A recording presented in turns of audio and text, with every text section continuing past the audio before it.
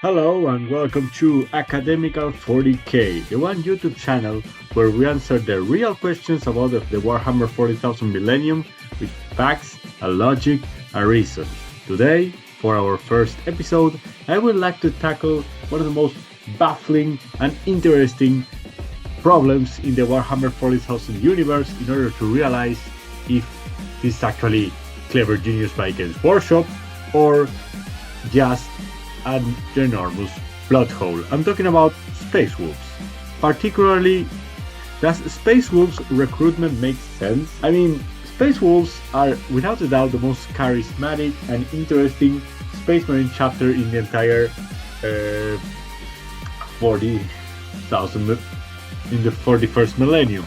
But it is also interesting to consider that some of the aspects of this chapter do not make any particular sense. And I'm not talking about wolves mounting wolves, that's whatever. I'm not talking about the origins of Logan Grimnar having this weird sled. I'm talking about the numbers. Do the numbers of Space Wolves make any sense in the 41st millennium when you consider the fact that they are involved in many different battles and that they didn't have until recently any successor chapter, which means there was no way of replenishing them? When you consider the fact that Warhammer 40,000 fiction is full of chapters that go near extinction and that are only able to recover thanks to a noticeable contribution made by successor chapters or parent chapters, do Space Wolves being so alone make any sense? And does it have any merit that they still exist 10,000 years after the Horus Heresy, after the creation of the Legion, in the nominal strength they have? Well, we're going to answer that. Now, when I mean recruitment, I'm not saying the recruitment process. The recruitment process of the Space Wolves is very well documented in Bruba Alphabusa's great short story, Decade of Mordkai, which is one of the best pieces of 40k fiction that you can actually see. I'm not going to talk about the test itself. I'm going to talk about the numbers, if the numbers of the test make any sense. Now, long story short, Space Wolf recruitment basically involves taking an aspirant, yes, injecting him with the Canis Helix, which is the Space Wolf's gene seed, and then sending him off miles away from the Fang, which is the fortress monastery of the Space Wolves, and seeing if he can return to the Fang while being naked and turning into a werewolf. If he can do that, then he's ready to be a Space Wolf. And that is okay. I mean, it makes sense for the tradition of the Space Wolves, since it involves seeing if an aspirant has enough autonomy, enough self-control, enough tracking skills to be able to return to a place while fighting his inner urges. It's actually a very sensical way of recruiting. And it's also, it is said, and it is the rumor that many of the Thunder Wolves are actually Space Wolf aspirants who turn into full wolves and then they are mounted by other wolves. So it's also one of the least wasteful, since honestly no material is wasted except for the Canis Helix, which supposedly ends up being also successful, also useful for the chapter. We could argue though that this way of recruiting that involves several aspirants turning feral is actually a big waste of gene seed, and might agree, but I think that as a trial, at least you will waste many war materials such as armor, ammunition. You waste any of that. You just send the guys as if they turn into wolves. If they turn into wolves, you use them as wolves. If they end up returning to the Fang, they turn into aspirants and you can send them to be bloodlust. But the problem that I have is the following. You see, Space Wolves, they come from Fenris. And Fenris is not exactly a lush, verdant, agricultural hype world. None of that. It's a dead world. It's a dead world that is frozen to the core, inhabited by very dangerous creatures like the Krakens and the Fenrisian wolves. And its population is really small. We are talking about 3,400,000 inhabitants. And that was before Magnus arrived and turned the entire place into a war zone.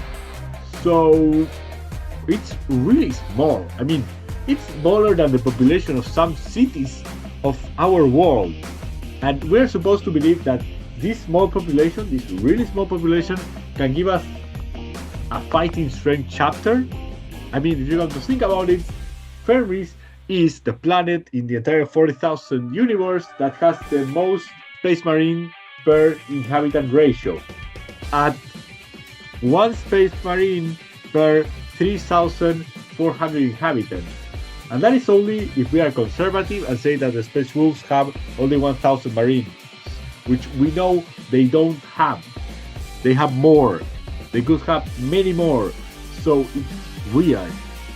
And well, first of all, we need to address this. The Space Wolves chapter size is all over the place. It's really hard to determine. I mean, we do know that during the Horus Heresy they had at least 13,000 Marines, but that is also not completely true, since you know that Games Workshop loves to upgrade the numbers of Astartes of the Horus Heresy. I mean, when they started talking about the Horus Heresy, Space Marines had just 10,000 Marines per legion. Nowadays, we have some that have hundreds of thousands of Marines. I mean, supposedly the Ultramarines were the biggest one, and they had like 250,000 Marines. But now I think that that number went actually up, and the Imperial Fleet at least had 100,000 Marines, so probably 13,000 Space Wolves within the Horus Heresy would actually be on the lower scale, and maybe nowadays Workshop would say that it's a much larger quantity. In any case, their current strength is way harder to determine, since all we know is that they are 12 great companies, as you can see in the graphic.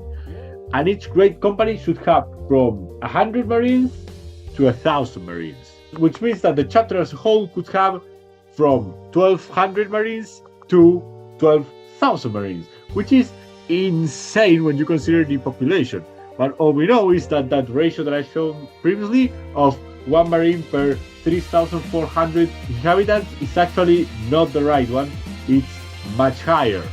Now, you see, we have to consider the following. What is the amount of aspirants that Fenris can deliver in order to replenish the ranks of the Space Wolf? This is the one part that kind of baffles me.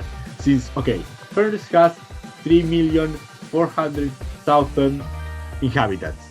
But considering that Fenrisian population would be evenly split between the sexes, that would only provide us 1,700,000 males in Fenris. And we know that of that number, only a small amount, a relatively small amount, will be able to actually become aspirants, since you know that after a certain age you cannot be a Space Marine, and before a certain age you cannot be a Space Marine either. So let's say that a third of the population of Fenris can actually be in the biological state to be an aspirant. That gives us 570,000 able-bodied Space Marine aspirants or Space Marine candidates, which might look like a lot, but that is the entire population that could become a Space Marine, which is not the entire population that actually goes to the FANG and tries to become a Space Marine. You see? So the number of aspirants, that means the number of people that actively go to the FANG to become a Space Wolf, is way lower than the number of candidates. Okay? In any case, if the Legion was at full strength, that means 12,000 Marines, that would mean that there is a Space Marine for every 475 Fenrisian Yauts or Fenrisian able-bodied candidates, which is insane. Now, if the Legion is at chapter strength, that means 1,200 Marines, the number goes down to one Marine for every 4,750, for every 4,750 able-bodied candidates, which is still very weird. Okay, now let's talk about what the numbers of the recruitment process. Okay, we don't really have any official data on that. All we can do is check the different fictions, and the one that actually talks about the number of initiates, that means people that successfully go over the recruitment process compared to the number of aspirants, is the Magnus Skalgar 40k comic by Marvel Comics. In its 4th issue, actually covers the recruitment process of the Ultramarines, and it shows that there is one successful initiate for every 300 aspirants.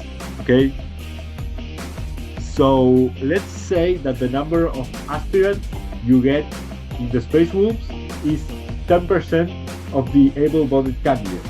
That is, if you have 500,000 candidates, you only get 50,000 aspirants. Let's say that if the Space Wolves had the same success rate, that means one initiate for every 300 aspirants divided by the amount of aspirants that you have, that is those 57,000 aspirants, the Space Wolves would actually get 190 new Marines for every period of indoctrination, for every recruitment process.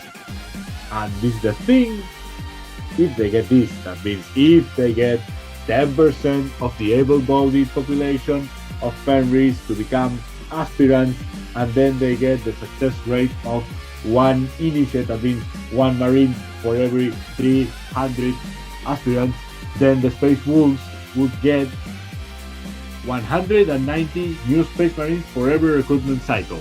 And this is the thing that actually makes sense. That's right, it actually makes sense. You see, because that will mean that you get 190 Marines, yes, and the Space Wolves have 12 great companies. That means that of those 190 Marines, you divide it by 12 to get the amount of Marines that get sent to each company, and that gives you a total of 15.8 neophytes per recruitment process.